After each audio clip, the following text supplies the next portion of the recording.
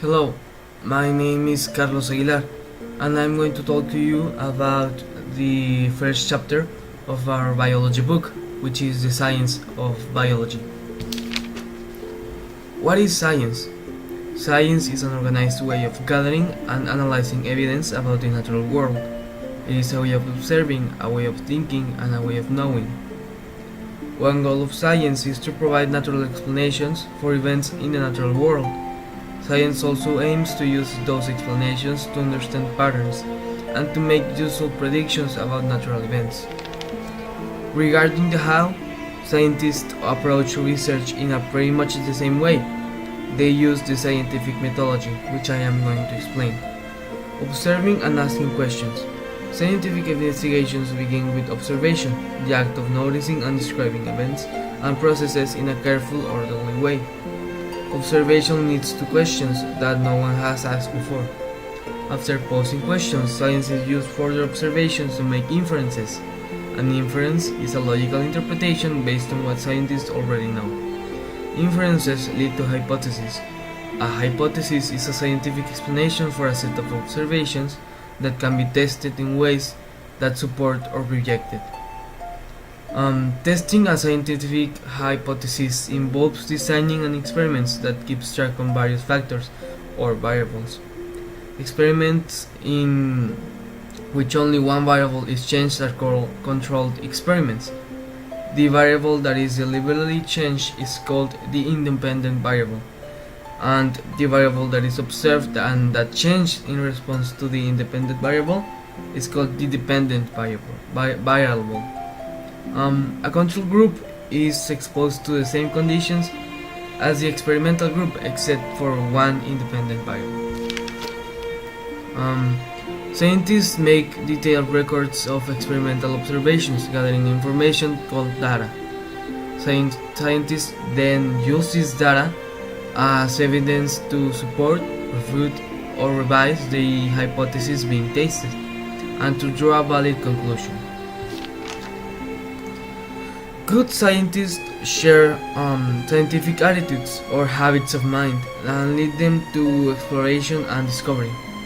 Curiosity, skepticism, open-mindedness, and creativity help scientists generate new ideas. Communicating results. Scientists share their findings with the scientific community by publishing articles that have undergone peer review. In peer review, scientific papers are reviewed by anonymous independent experts. Scientific theories. Evidence from many scientists' studies may support several related hypotheses in a way that inspires researchers to propose a scientific theory that ties those hypotheses together. In science, the word theory applies to a well-tested explanation that unifies a broad range of observations and hypotheses and that enables scientists to make accurate predictions about new situations. Charles Darwin's early observations and hypotheses about evolution are an example of this.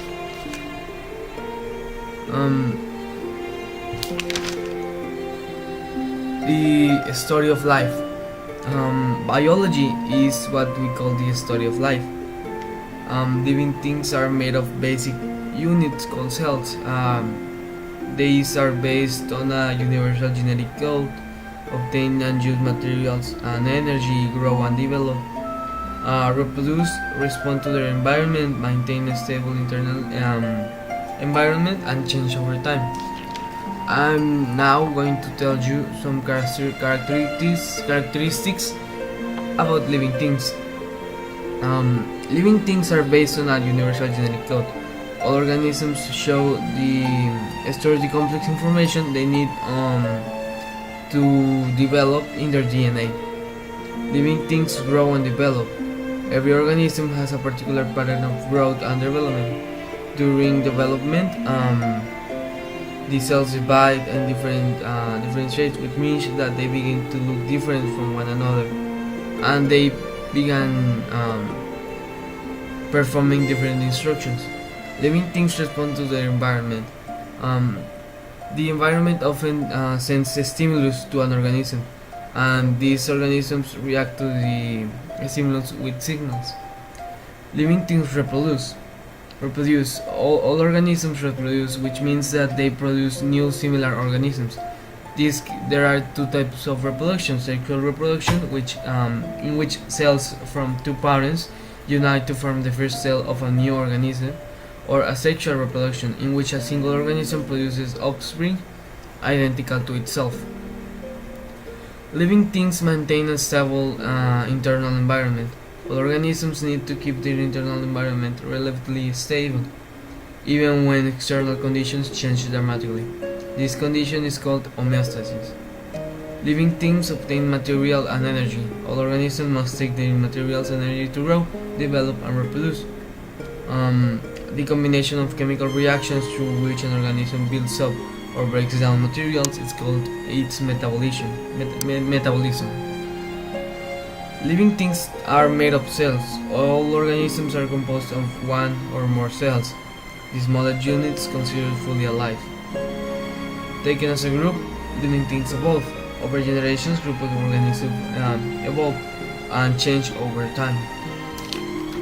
Some of the big ideas in biology that I'm going to quickly mention are cellular basis of life, information and heredity, matter and energy, growth, development and reproduction, homeostasis, evolution, structure and function, unity and diversity of life, interdependence in nature, and science as a way of knowing. Thank you for your attention, and I hope that you liked it.